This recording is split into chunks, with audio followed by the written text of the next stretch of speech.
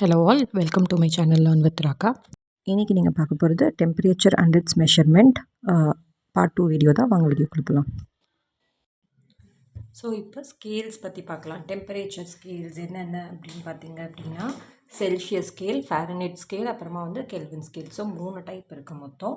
இதை எப்படி டிஃபைன் பண்ணுவாங்க அப்படின்னா 2 பாயிண்ட்ஸ் யூஸ் பண்ணி டிஃபைன் பண்ணுறாங்க. ஒன்று அப்பர் ஃபிக்ஸ்ட் பாயிண்ட், இன்னொன்று லோவர் ஃபிக்ஸ்ட் பாயிண்ட். அந்த 2 பாயிண்ட் வச்சு தான் நம்ம Celsius scale, Fahrenheit scale and kelvin ஸ்கேலில் நம்ம டெம்பரேச்சரை மெஷர் பண்ணுவோம்.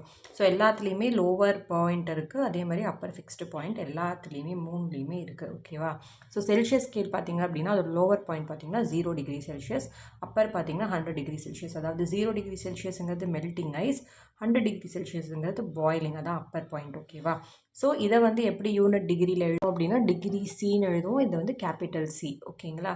ஸோ அதே மாதிரி ஃபேரன்ஹீட் வரும்போது அதோட லோவர் பாயிண்ட் என்ன அப்படின்னு பார்த்தீங்கன்னா 32 டிகிரி ஃபேரன்ஹீட். அது மெல்டிங் ஐஸோட டெம்பரேச்சர் என்னன்னு கேட்டிங்க அப்படின்னா 32 டிகிரி ஃபேரன்ஹீட். அதே பாயிலிங் வாட்டர் அது என்ன அப்படின்னா, அதாவது அப்பர் பாயிண்ட் என்ன அப்படின்னா 212 டிகிரி ஃபேரன்ஹீட். இதுதான் அப்பர் பாயிண்ட் ஃபேரன்ஹீட்டில். இப்போ ஃபேரன்ஹீட் எப்படி டினோட் பண்ணுவீங்க அப்படின்னா டிகிரி போட்டு கேபிட்டல் எஃப் எழுதணும். இது எல்லாமே கேபிட்டல் லெட்டர்ஸில் இருக்கணும். அதே மாதிரி கெல்வின் ஸ்கேலில் பார்த்தீங்க அப்படின்னா லோவர் பாயிண்ட் என்ன அப்படின்னா 273 கெல்வின், அப்பர் பாயிண்ட் என்னன்னு பார்த்தீங்க அப்படின்னா 373 கெல்வின். ஓகேங்களா? இது ஒரு எஸ்ஐ யூனிட், ஸ்டாண்டர்ட் யூனிட் மெஷர்மெண்ட்டுக்கு யூஸ் பண்ணுற டெம்பரேச்சருக்கு ஸ்டாண்டர்ட் யூனிட் எதுன்னு கேட்டாங்கன்னா கெல்வின் தான் நம்ம சொல்லணும். இதை எப்படி டினோட் பண்ணுவாங்க அப்படின்னா கேபிட்டல் லெட்டர் கே யூஸ் பண்ணி டினோட் பண்ணுறோம். இது எங்கே பெருசாக யூஸ் பண்ணுறாங்க இந்த கெல்வின் அப்படின்னா ஆஸ்ட்ரானமியில் யூஸ் பண்ணுறாங்க. ஸோ விண்வெளி ஆராய்ச்சி, விண்வெளி பற்றி, ஸ்பேஸ் ரிலேட்டடாக இதெல்லாம் படிக்கிறோமோ அங்கெல்லாம் பார்த்திங்கன்னா இந்த கெல்வின் அப்படிங்கிறது நம்ம யூஸ் பண்ணுறாங்க. அடுத்து எப்படி கன்வர்ஷன், ஒரு டெம்பரேச்சர் கெல்வினில் கொடுத்துருக்கிறது ஃபேரன்ஹீட்டாவோ இல்லை ஃபேரன்ஹீட்டில் கொடுத்துருக்கிறது செல்சியஸாவோ எப்படி வேணாலும் மாற்றலாம். அது எப்படி மாற்றுறதுன்னு பார்க்கலாம் வாங்க. அதுக்கு இதாங்க ஃபார்முலா. ஸோ டெம்பரேச்சர் ஒரு ஸ்கேல், அதாவது இப்போ செல்சியஸ் ஸ்கேல் எடுத்துட்டிங்கன்னா அது ஒரு ஸ்கேல். ஓகேவா? அது minus lower point divided by அந்த பர்டிகுலர் ஸ்கேலோட அப்பர் பாயிண்ட் என்ன, லோவர் பாயிண்ட் என்ன அப்படிங்கிற. இப்போ செல்சியஸ் எடுத்துட்டிங்கன்னா செல்சியஸ் ஸ்கேலில் காமிக்கிற டெம்பரேச்சர், செல்சியஸோட லோவர் பாயிண்ட் divided by செல்சியஸோட upper point minus lower point, which is equal to இன்னொரு ஸ்கேல். இப்போ ஃபேரன்ஹீட் அப்படின்னு எடுத்துட்டோம்னா இன்னொரு ஸ்கேலோட டெம்பரேச்சர், அதோட lower point divided by upper point minus lower point. இதுதான் அதோட ஃபார்முலா. இது எப்படி டினோட் பண்ணுறாங்க அப்படின்னா இங்கே பாருங்கள். டிசி அப்படின்னா temperature in Celsius minus lower point செல்சியஸோடது 0 இல்லையா? ஸோ அந்த 0 எழுதியிருக்காங்க. Divided by upper point 100, lower point 0. So 100 minus 0 which is equal to ஃபேரன்ஹீட்டில் எழுதும்போது டிஎஃப்னு எழுதுகிறாங்க. ஃபேரன்ஹீட் மைனஸ் 32 தான் அதோட லோவர் பாயிண்ட், அப்பர் பாயிண்ட் பார்த்திங்கன்னா 212.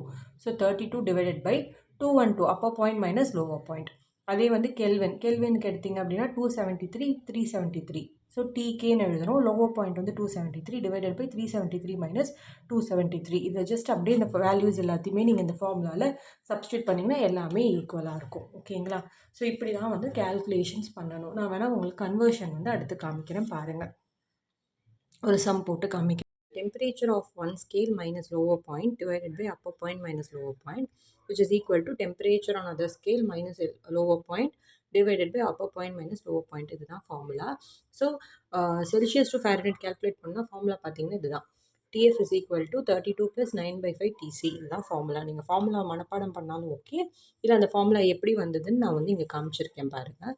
ஸோ இந்த இதில் அப்படியே சப்ஸ்டியூட் பண்ணுங்கள். டெம்பரேச்சர் ஆஃப் ஒன் ஸ்கேலுங்கிறது ஃபேரன்ஹீட். ஸோ டிஎஃப் மைனஸ் அதோட lower point 32, upper point 212 minus 32 which is equal to Celsius அப்படியே எழுதியிருக்கேன். ஸோ டிஎஃப் மைனஸ் 32, இது 212, 32 ரெண்டுத்தையும் மைனஸ் பண்ணிங்கன்னா 180 வரும். அதே மாதிரி இங்கே மைனஸ் பண்ணிங்கன்னா 100 ஆகிடும். ஸோ இப்போ நம்மளுக்கு தேவை டிஎஃப் தான். அதனால் இந்த பக்கம் 180 இருக்கிறத இந்த சைட் கொண்டு வரும். ஸோ டிவைடில் இருக்க 180 இந்த பக்கம் வரும்போது என்ன ஆகுது, மல்டிப்ளையாக மாறிடுது. ஸோ இப்போ டிஎஃப் மட்டும் வச்சுட்டு இந்த 32யும் இந்த பக்கம் எடுத்துகிட்டு வரும். ஸோ மைனஸில் இருக்கிறது இந்த பக்கம் வரும்போது ப்ளஸ்ஸாக மாறிடும். இப்போ இந்த 180யும் 100யும் நம்ம கேன்சல் பண்ணுறோம். ஸோ 0க்கு 0 போயிடும். 10 and 18 பேலன்ஸ் இருக்குது. ரெண்டுமே ஒரே டேபிளில் வருது, 2 டேபிளில். So 18 9 times, 10 5 times. ஸோ அப்படி கேன்சல் பண்ணிடுறோம். ஸோ ஃபைனலாக நம்மளுக்கு வர ரிசல்ட்டு தான் 32 + 9/5 TC அப்படிங்கிற இந்த ஃபார்முலா. ஓகேவா? இப்போ உங்களுக்கு செல்சியஸ் டு ஃபேரன்ஹீட்டாக கன்வெர்ட் பண்ண சொன்னால் ஜஸ்ட் இந்த டிசி அப்படின்னு இருக்கிற இடத்துல அவங்க கொடுக்குற இந்த வேல்யூவை நீங்கள் அப்ளை பண்ணி கேன்சல் பண்ணால் போதும். So 32 + 9/5 × 25. 5 tables 25 10 times 5 times. So 32 + 9 × 5 எவ்வளோ 45, ரெண்டையும் ஆட் பண்ணால் 77 டிகிரி ஃபாரன்ஹீட். இவ்வளோ தாங்க இதோட கன்வர்ஷன்.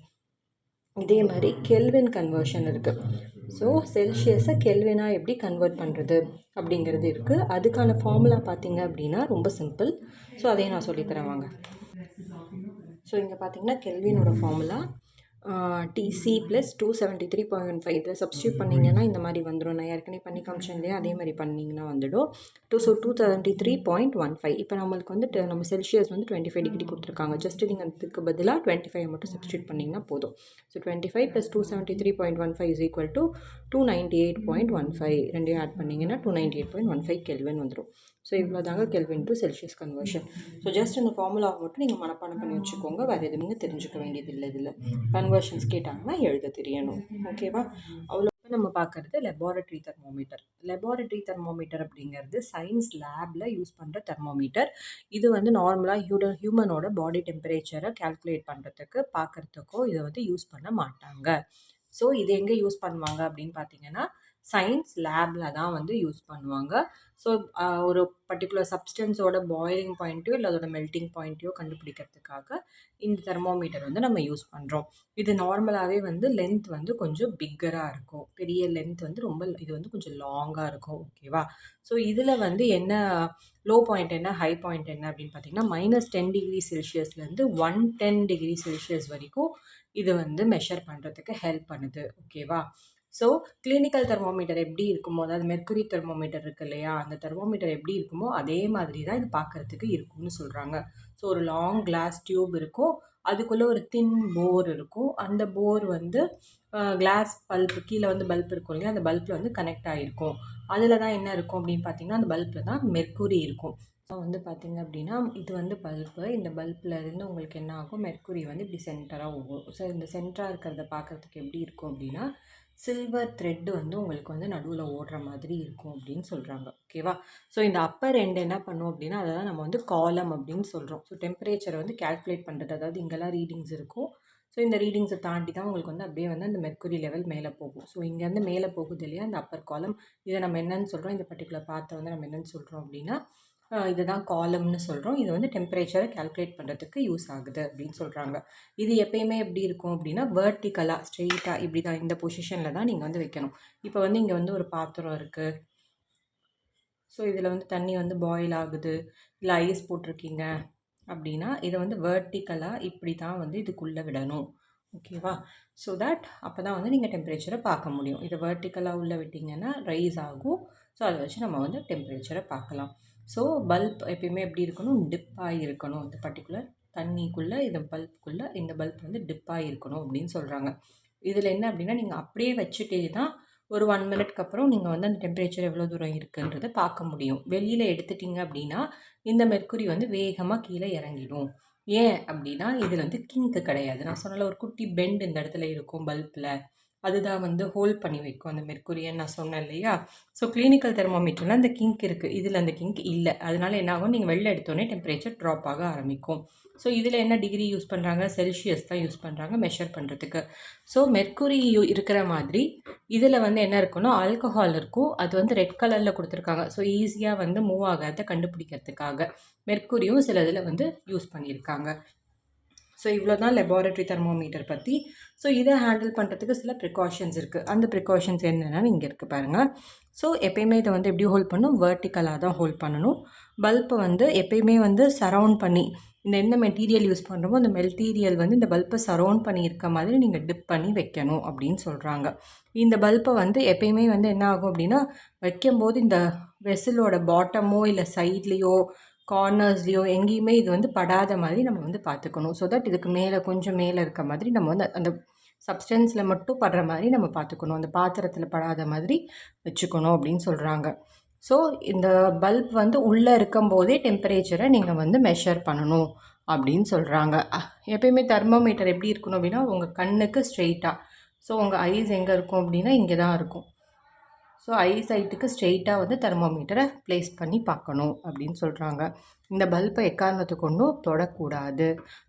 ஏன்னா டெம்பரேச்சர் வந்து சேஞ்ச் ஆகிறதுக்கான வாய்ப்புகள் இருக்குது. அதனால் இதை வந்து தொடாதீங்க. எப்பயுமே வந்து ரொம்ப ஜென்டிலாக ஹேண்டில் பண்ணணும். ஏன்னா உள்ளே வந்து மெர்க்குரியோ ஆல்கோஹாலோ இருந்தால் அது வெளியில் விழுந்துருச்சு, உடஞ்சி விழுந்துருச்சுன்னா இது கிளாஸ் இல்லையா? ஸோ அதனால் நிறைய ப்ராப்ளம்ஸ் அதனால் வரும். அதனால் நீங்கள் வந்து இதை ஹேண்டில் வித் கேர் தான் எப்பயுமே. ஸோ இவ்வளோ தாங்க லெபார்ட்டரி தெர்மோமீட்டர். அடுத்த டாபிக் பார்த்திங்க அப்படின்னா ஏர் டெம்பரேச்சர் இருக்குது. எப்படி வந்து வெதர் வந்து நம்ம வந்து ப்ரெடிக்ட் பண்ணுறாங்க, வெதர் மெஷர் பண்ணுறாங்க, என்ன பெராமீட்டர்ஸ் யூஸ் பண்ணுறாங்க, அதே மாதிரி ஏர் டெம்பரேச்சரை அஃபெக்ட் பண்ணுற ஃபேக்டர்ஸ் என்ன அப்படிங்கிறத அடுத்து பார்க்கலாம் வாங்க. ஸோ இப்போ நம்ம பார்க்குறது ஏர் டெம்பரேச்சர். ஏர் டெம்பரேச்சர் அப்படின்னா வேறு ஒன்றும் இல்லைங்க, ரூம் டெம்பரேச்சரை தான் நம்ம என்னென்னு சொல்கிறோம், ஏர் டெம்பரேச்சர் அப்படின்னு சொல்கிறாங்க. ஓகேவா? எப்படி லேப் தெர்மோமீட்டர் வந்து நீங்கள் வெளியில் எடுத்தீங்க அப்படின்னா டக்குன்னு அது வந்து ட்ராப் ஆகிட்டு உங்களுக்கு சுற்றி இருக்கிற அந்த அட்மாஸ்பியரோட டெம்பரேச்சரை காமிக்கும் அப்படின்ற மாதிரி ஒரு ஒன்று இருக்குது லேப் தெர்மோமீட்டரில். ஓகேவா? ஸோ அதை வச்சு கூட நீங்கள் வந்து சுற்றி இருக்க சரௌண்டிங்கோட டெம்பரேச்சரை கண்டுபிடிக்கலாம். பட் அது அக்யூரேட்டாக இருக்காது. ஸோ இதை மெஷர் பண்ணுறதுக்கு யூஸ் பண்ணுற அந்த தெர்மோமீட்டர் தான் என்னது அப்படின்னு பார்த்தீங்கன்னா ஏர் தெர்மோமீட்டர். அப்படி இல்லைன்னா ரூம் தெர்மோமீட்டர் அப்படின்னு நம்ம வந்து அதை சொல்கிறோம். ஓகேவா? ஸோ இப்போ என்ன அப்படின்னா இது வந்து எதை மெஷர் பண்ண யூஸ் ஆகும், ஹாட் அண்ட் கோல்டு ஏர். நம்ம ரூமில் இருக்க இல்லை நம்ம இருக்கிற ஏரியாவில் இருக்கிற ஹாட் அண்ட் கோல்டு ஏரை மெஷர் பண்ணுறதுக்கு யூஸ் பண்ணுறோம். ஸோ இதை வந்து ரூம் தெர்மோமீட்டர், ரூம் டெம்பரேச்சர் அப்படின்னு சொல்கிறோம். இது வந்து இடத்துக்கு இடம் மாறும். ஸோ ஃபாரன்ஹீட் அண்ட் செல்சியஸில் வந்து இதை வந்து நம்ம வந்து மெஷர் பண்ணுறோம். ஸோ 20லேருந்து 25 டிகிரி செல்சியஸ் இருக்கும், 68லேருந்து 77 டிகிரி ஃபாரன்ஹீட் இருக்கும். இதுதான் நார்மல் ரூம் டெம்பரேச்சர். ஓகேவா? ஏர் டெம்பரேச்சர் வந்து காலையில் டேயில் பார்த்தீங்கன்னா இன்க்ரீஸ்டாக இருக்கும், நைட்டில் பார்த்தீங்கன்னா டிக்ரீஸாக இருக்கும். ஸோ ஏர் டெம்பரேச்சரை வந்து நிறைய விஷயம் அஃபெக்ட் பண்ணுது. என்னென்ன அஃபெக்ட் பண்ணுது அப்படின்னு பார்த்தீங்க அப்படின்னா பிளான்ட்டோட க்ரோத்தை வந்து அஃபெக்ட் பண்ணுது.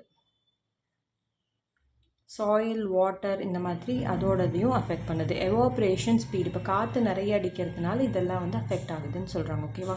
எவாப்ரேஷன் வந்து ஸ்லோவாக நடக்கும், விண்டு வந்து ஒரு ஸ்பீடாக இருக்கும் அப்படின்றாங்க, டைரக்ஷன் வந்து சேஞ்ச் ஆகிக்கிட்டே இருக்கும். இந்த மாதிரி விஷயமெல்லாம் வந்து இது வந்து அஃபெக்ட் பண்ணுது. ஏர் டெம்பரேச்சர் வந்து இதெல்லாம் அஃபெக்ட் பண்ணுது. ஸோ இது பார்க்குறதுக்கு எப்படி இருக்கும் அப்படின்னா கிளினிக்கல் தெர்மோமீட்டர் மாதிரியே தான் இருக்கும். அதே ஸ்ட்ரெயிட் லைன் இருக்கும், நடுவில் வந்து அந்த மெர்க்குரி மூமெண்ட்க்கான இடம் இருக்கும், பல்ப் இருக்கும், எல்லாமே இதுலேயும் இருக்குது. ஸோ என்ன சொல்கிறாங்க அப்படின்னா இப்போ நீங்கள் இந்த ரூம் டெம்பரேச்சரில் கொண்டு வந்து இதை வைக்கிறீங்க இந்த தெர்மோமீட்டர் அப்படின்னா நீங்கள் என்ன பண்ணணும் அப்படின்னா சன்லைட்டில் அதை காமிக்கக்கூடாது. ஏன்னா சன்லைட் அது மேலே பட்டுச்சுன்னா டெம்பரேச்சர்ஸ் மாறுறதுக்கு வாய்ப்பு இருக்குது அப்படின்னு சொல்கிறாங்க. ஸோ ஹையஸ்ட் டெம்பரேச்சர் எதுவோ அதை காமிக்கும். அதனால் எப்பயுமே வந்து ஷேடான பிளேஸில் தான் இதை வந்து வைக்கணும். ஓகேவா? நீங்கள் வெளியில் எடுத்த உடனே கொஞ்சம் டைம் கொடுங்க, அதுக்கு வந்து அது செட் ஆகிறதுக்கு கொஞ்சம் டைம் எடுத்துக்கும், செவரல் மினிட்ஸ் வந்து எடுத்துக்கும். அதுக்கப்புறம் அது அட்ஜஸ்ட் ஆகி உங்களுக்கு அந்த ரூம் நீங்கள் இருக்கிற இடத்தோட டெம்பரேச்சரை உங்களுக்கு காமிக்கும். ஓகேவா? ஸோ திருப்பி வந்து ஃபேக்டர்ஸ் அஃபெக்டிங் தி ஏர் டெம்பரேச்சர் தான் கொடுத்துருக்கோம். ஏர் டெம்பரேச்சரை வந்து அஃபெக்ட் பண்ணுற ஃபேக்டர்ஸ் என்னென்ன அப்படின்னு பார்த்தீங்கன்னா விண்டு, சன்ரைஸ் சன்செட் ஆகிற டைம் கூட அது அஃபெக்ட் பண்ணுதான்.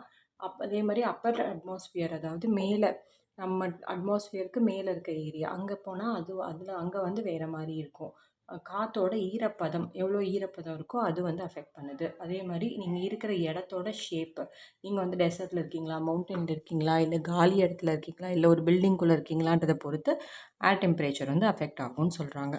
ஸோ இவ்வளோ தாங்க ஏர் டெம்பரேச்சர் பற்றி. ஸோ அடுத்து வந்து conversion of Celsius to Fahrenheit, Fahrenheit to Kelvin, இந்த மாதிரி கன்வர்ஷன்ஸ் மட்டும் பாக்கி இருக்குது. ஸோ அதை எப்படி கால்குலேட் பண்ணுறது அப்படிங்கிறத நான் அடுத்த வீடியோவில் சொல்கிறேன்.